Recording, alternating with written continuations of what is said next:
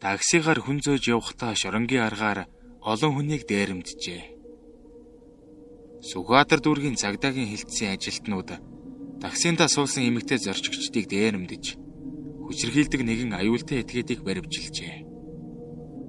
Тэрхүү дээрэмч нэг Зогтын Наранбат гих бөгөөд өмнө нь шоронгийн данд толгоо оргидож байсан манер бусдыг дээрэмдэхдээ жинхэнэ шоронгийн арга хэрэгэлдэг байж.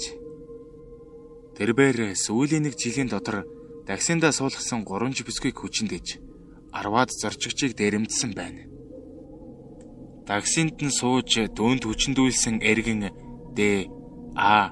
Эм нарын мэдүүлгээс үзэхэд гимдэтгээд шөнөөрön цагаар ганц нэгээр такси хүлээсэн эмэгтэйчүүдийг машиндаа суулгаад бензин авах нэрийдлэр хөл хөдөлгөөн багтай захын түгээгүүрээс бензин аваад хөнгүү газар руу давхидаг байжээ. Тэгээд хээр очоод худаг гаргаж ирээд "За, машинаасаа буу. Би дээрэмчин байна. Эсэргүүцвэл алан шүү" гэж сүрдүүлээд үйлчлүүлэгчийнхэн авч явсан цүнх торыг нэгжиж мөнгө төгрөг гар утсыг нь дээрэмдээд эмэг бүгжийг нь мулсалж авснаа. Чи ингээд зүгээр явчихна гэж бодоо юу? Үгүй шүү. Хувцаа тайл гэж зандраад шууд хүчирхийлдэг байжээ. Тэрбээр машиндаа суусан хүмүүсийг зөвлмөн дээрэмдэх үедээ нүрээ харуулахгүй явж байгаад хөнгүү газар очмогцоо маск зүүж малгайгаа дарж өмсдөг байсан тул дүүнийг хохирогч нар нь таних боломжгүй.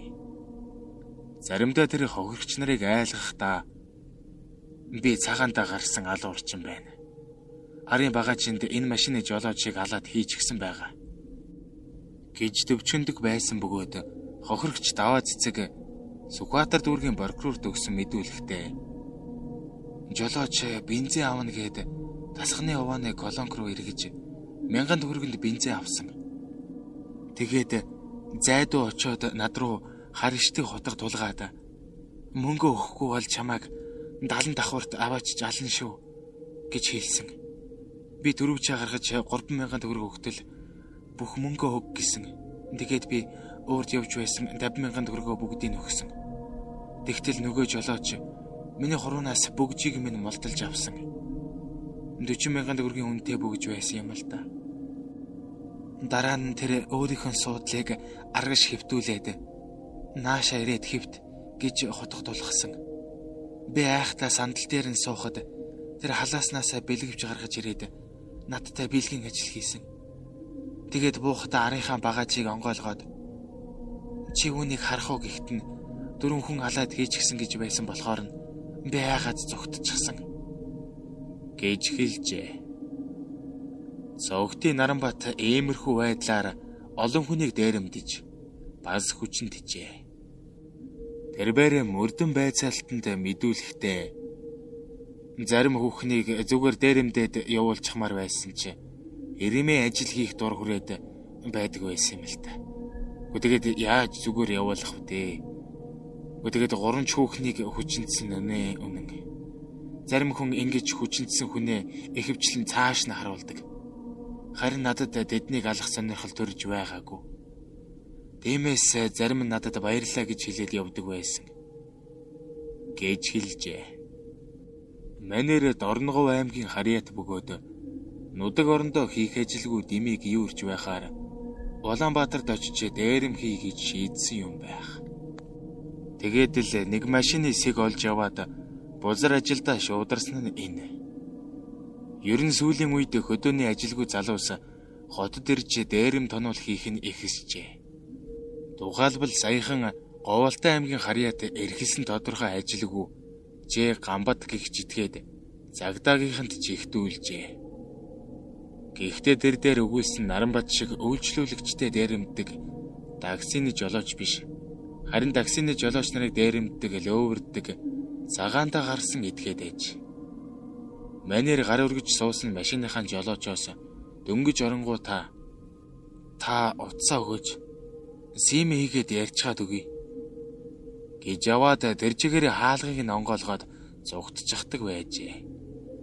Зорчигч гинэт хаалгыг нь онгоолгоод үсэрхийг завдахад ямар ч жолооч яаж чадалгүй зогсдог байсан бөгөөд харин энэ үед гэмдэтгээд яахын зургүй зугтаж алга болдог байжээ. Гамбат одоогийн байдлаар 13 таксины жолоочоос гар утсыг нь салгачхаад байгаа юм санаж. Саяхан түүнийг Баянзүрх дүүргийн цагдаагийн хилцсэн ажилтнууд баривжилжээ. Тэрээр өөрийн хийсэн үйлдэлээ зөвтгөн угаасаа жолооч нар анхаарал болгоомжгүй байдэн штэ. Танихгүй хүнд яах гэж гар утсаа өгсөн юм. Хохин штэ. Би бол шийдсэн л хүн. Химэн цагдаагийн ажилтнуудыг сүрдүүлж байгаа аж.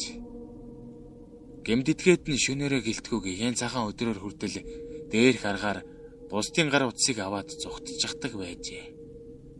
Нэг үе бодвол учиргүй буу шийдэм тулгаж дээрэмдэх явдал багассан боловч арай боловсон аргаар дээрмийн хэрэг үйлдэх болсны нэг жишээ нь энэ. Машиндаа суусан огт танихгүй хүнд гар утсаа өгөх. Санамсаргүйгээр гин алдаж машинаасаа буух зэрэгт болгоомжтой хандахгүй бол энэ мэдийн хэрэг зөрчил гаргасаар байхыг үгүйсгэхгүй.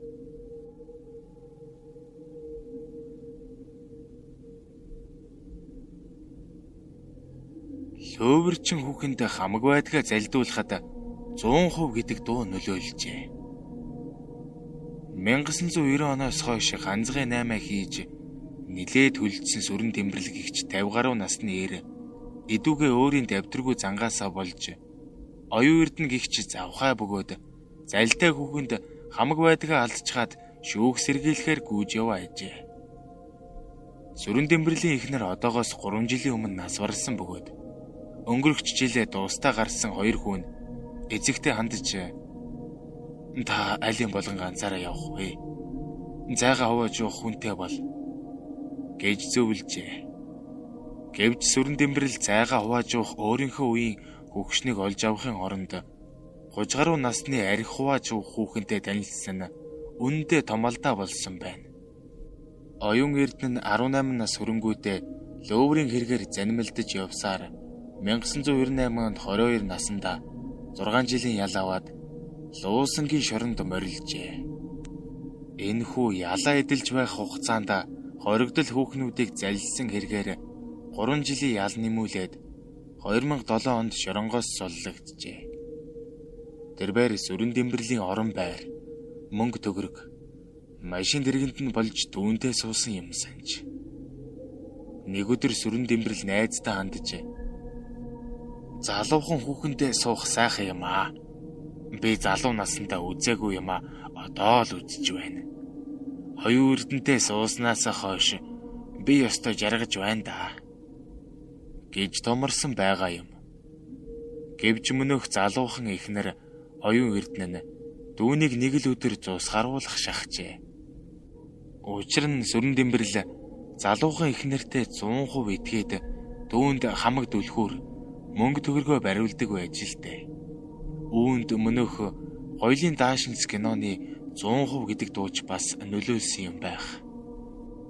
Гайтай тэр өдөр сүрэн тэмбэрлийн том хүн ирж эцгээсээ хэдэн төгрөг аваад явсан нь оюун эрдний уур хилэнг хөдөлгөж орхижээ. Тэрээр сүрэн тэмбэрлэлд хандаж өөрийгөө аваад явчих болсон ажил төрөлтөө хүнд мөнгө төгрөг өглөө гэж самнаханд дөргөн ууртай сүрэн тэмбэрэл өөдөөс нь бас хэдэрлжээ. Тиймээс настай амрагтаа гомдсон оюун эрдэнэ дүүний кантнарын дүлхүүрийг улгаалж аваад нарантуул захыг зоржээ. Тэгээд очингуудаа зах юм уу наркаачдыг зуглуулan тус бүрт нь 1000 төгрөг өгөөд кантнарт байсан хамаг бараагийн захын чэнжүүдэд хямдхан бөөндөж орхижээ. Дандаг чэнжүүд нь оюун эрдэнээс "Гүй, та нар яагаад бараагаа ингэж гэвгэнэд бөөндөхөд хөрөв?" гэж асуухад сүрэн тэмбэрэл бит хоёр Америк явахаар болчихлоо. Тэнд бараг 3 жил болох байх. Боломж олдвол Америкт үүрд амьдрнаа гэх зэргээр бүлтүсэрсэн байгаа юм. Сүрэн тэмбэрэл залуухан амрага шүнжин ирээд адаг сүлдэн цагдаад ханджээ. Гэвч нэмэр болсонгүй. Харин манер уйггүй хөөцөлсөний эцэст шардаад муухай царилжчихсан залуухан амрага найзындаа шавшаалдан Бас ч болоогүй өөрөөсөө 5-6 насаар дүү залуу тэрвэржигсэн хэвдэж байхад нь олжээ. Гэхдээ сүрэн дэмбэрл өвөнд нэг их юм санаа зовсонгүй. Өөрөө залуудаа 9 бүсийн хүүхэн эргүүлж явсан болохоор оюун эрдний садар явдлыг уужилсан байна. Гэвч уучлалт нь өөрт нь улмал гай болжээ. Уучлагдсан хүүхэн оюун эрдэнэ өвгнийд буцаж ирснээс хойш дэсөөрхөн болж хувирсан бөгөөд өвгний машин дэргийг залдиж явах ажилдаа шуударчээ. Тэгээд нэг л өдөр түүний машиныг унаад алга болж өгчээ. Эдүгэ оюун эрдэнэ хаана байгаа нь огт мэддэхгүй байгаа бөгөөд сүрэн дэмбэрэл дэмийл цагдаагийн газарт очиж нөгөө хүүхнээс сураг байна уу гэж асуудаг болсон байна. Байцаагч нь түүнд хандаж "Үгүй та тэр оюун эрдэнэ гээчийг анханаас нь сайн судалж байж гэртээ оруулахгүй яасан юм бэ? Заадах чинь 10-аад жил ял идэлсэн аюултай лөөврчин хүүхэн байж шүү дээ." Гэхэд сүрэн дэмбэрэл "Харин тийм ээ. Би түүнийг шоронд ял идэлж байсныг нь сая л мэдлээ. Ер нь шоронд ял идэлж байсан хүмүүсийн духан дээр нь ямар нэгэн дэмдэг давжчихдаг баймаар юм. Тэгвэл би юу боллоо гэж лөөврчин хүүхэнд итгэж хуурдагдах билээ дээ" гэж маанагдж суугаа ээж.